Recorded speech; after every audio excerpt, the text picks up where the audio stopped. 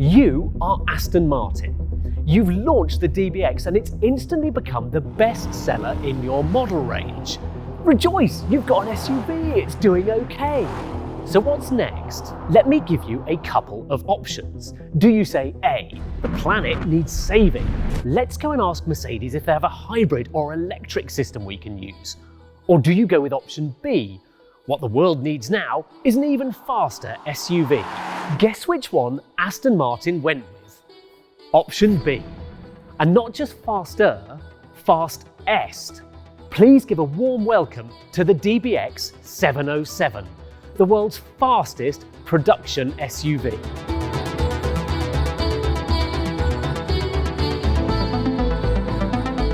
Yes, this is the world's first production SUV with over 700 horsepower. Now, when I first found out how much power this thing had, I wondered where on earth they'd found the engine from.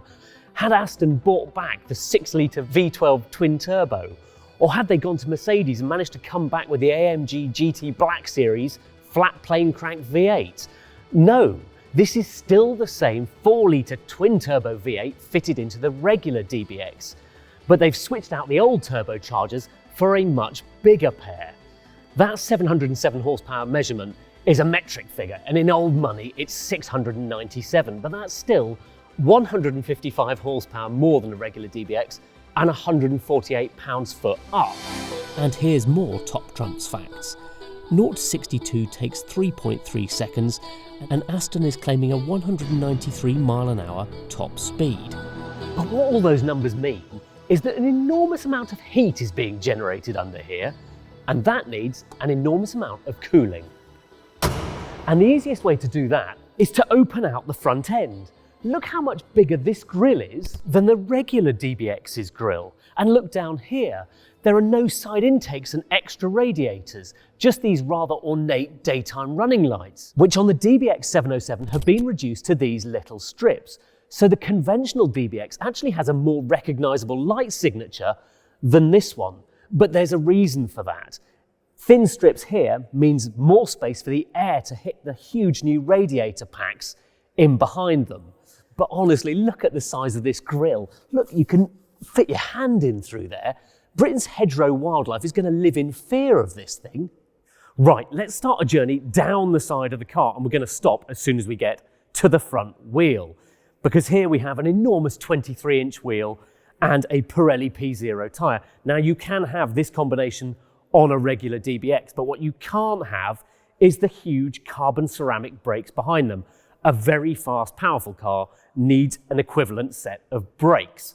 Right, coming on a bit further down, it's a sporty one, so it's got all the black and carbon and things. The major change here, though, is the sill down here, which has all got an entirely new cladding designed to take the air and frame it better so it goes more cleanly down the side of the car and round the rear wheel. The one thing to note here actually is that the ride height for the DBX 707 is the same as the conventional DBX, which means that in profile there's not a huge amount of difference until you come round the back, where the standard DBX features this very neat and tidy rear end treatment.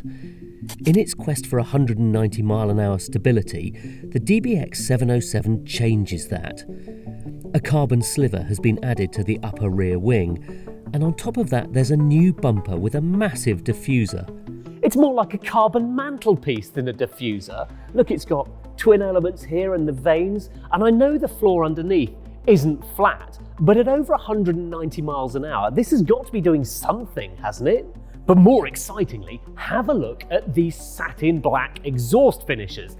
Now, the pipes themselves are slightly smaller in diameter, but have a listen to the noise that comes out of them. Proper V8 burble. Inside, Aston's been pretty conservative. The seats have been altered and the switchgear tweaked. Most notably, there's a new rotary controller to adjust the drive modes.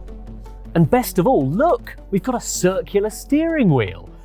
But apart from this, and a load more power and the body cladding, it doesn't look like you've got a huge amount else going on here. And if you want to create the fastest SUV that ever did SUV, you need to go further. And luckily, Aston has. For starters, these paddles work a new version of the 9-speed automatic gearbox. In fact, it's now the same gearbox as fitted to the Merc AMG E63, so it can cope with all the extra torque.